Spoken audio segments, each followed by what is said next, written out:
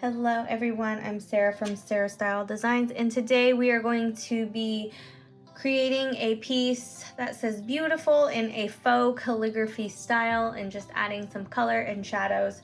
It's just a technique that I'm going to teach you. So you will need a piece of, I use watercolor paper. This is Canson XL watercolor paper. I'm going to be using a gold paint pen. This is from Marvi Uchida, the Deco color in this is the fine nib, which there's extra fine, and then there's like chisel or broad. So you want the fine or the medium, fine or medium.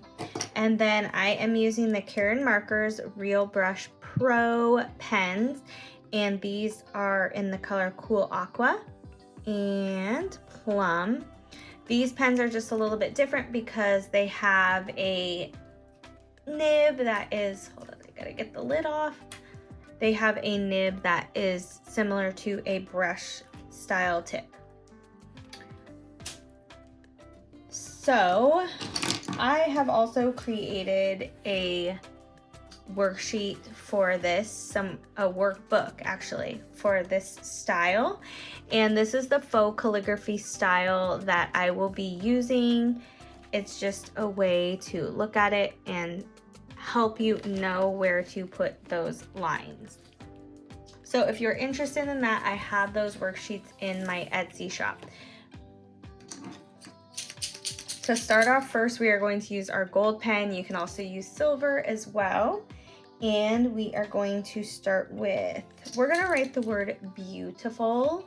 The thing about faux calligraphy is that people use it to help them with their calligraphy, because on all of the downstrokes, that is where you want the thicker stroke. So on all of the area where there is two lines and an empty space, you could either fill that in, and we are gonna fill it in with color to give it some color. But for now, we are just going to use our gold pen and do the outlines of the letters. So we will start with the B. So when creating the letter, you want to leave enough space where you are going to make that downstroke and add that second line. So I left some space, and then I'm going to create a line down there, connect it, and we're gonna come up and around. And on this B, I'm not gonna go all the way through because we're going to create another stroke right there. And now for the E, we're going to create the E again, leaving some space for that downstroke because we are going to create a second line for the downstroke. Now for the A, you're going to draw the oval, and then on the inside of the oval, you're going to add a second line. And then you're going to draw the underturn of the A with a second line. Next for the U, you're going to draw that underturn with a second line, and then you're going to draw another underturn with a second line as well. And if you are not familiar with these terms that I'm referring to, then make sure you check out my calligraphy basics course, and I go over all of these terms. For the T, we're going to create that again long underturn, but we are not going to cross our T yet. And then for the I, another underturn with a second line. Next, we are drawing the F. So when you draw the F, again, you're going to leave some space so that we can create that second line, and that is creating like the thick downstroke. Now for the U is going to be an underturn with a second line, and then followed by another underturn to complete the U. You can see a pattern here with a lot of underturns. And then with the L, we are going to create an ascending loop again, leaving some space so that we can add that second stroke to create the thicker downstroke. Again, if these terms are confusing, then make sure you check out my calligraphy basics course where I go over all of these terms. Now we're going to cross the T, but I'm not going to intersect the area that is hollow on the inside, so I'll skip that area and then come back around. So from here, we are going to start with our plum. This is where we're going to add in some color. So I like to just add the color.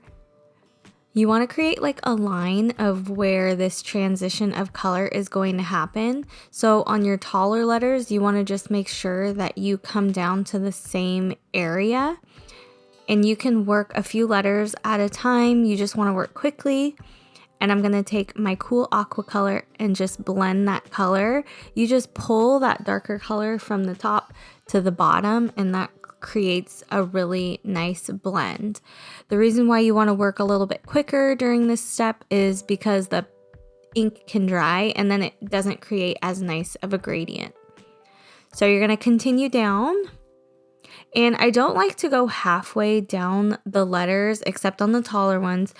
The reason why is because when you are pulling the color from the dark to the light, it will start lower than what you want to think. So right here, I'm starting and I'm about a quarter of the way down. And then by the time you pull the color down, it transitions about halfway. So it's just a good spot to where you are not pulling down the color from too low, so you don't really see that transition. Again, usually I work 2 to 3 letters at a time. It allows me enough time before the ink dries. But if you're new and beginning, you might just want to work maybe 1 to 2 letters at a time if you feel like the ink is drying on you. And there you have it, a nice, beautiful faux calligraphy piece. I love to add color to the center, but you don't have to. You could just leave it just with your gold, or if you just used a black pen, you can just leave it like that as well. If you want more help with this style, make sure to check out my workbook in my Etsy shop. Thank you so much for watching. Don't forget to like and subscribe, and I will see you in the next video.